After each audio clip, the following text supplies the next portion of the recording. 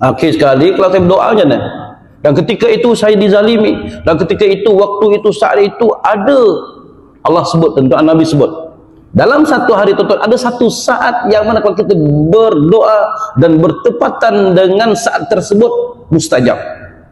Tu yang orang doa pak lingkup. Kita pun pelik niaga benar. Kenapalah aku niaga dah 20 tahun tak kaya-kaya tuan-tuan. Ingat balik.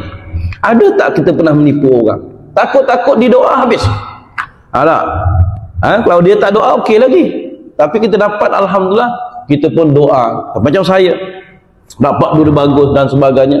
Doa ya Allah berkatilah pak cik ini dah. Semoga Allah murahkan rezeki dia. Masya-Allah.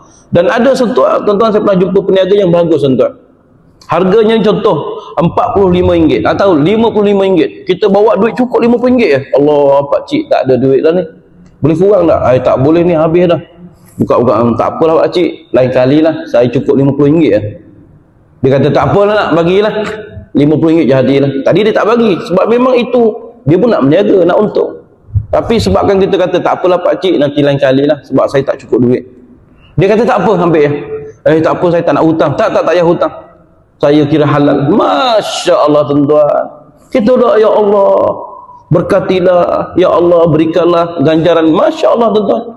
Ketika itu sekiranya saat Allah makbulkan doa hambanya, Masya Allah, luar biasa doa, dan awal ini akan dapat dipanggil natijah hasil yang baik.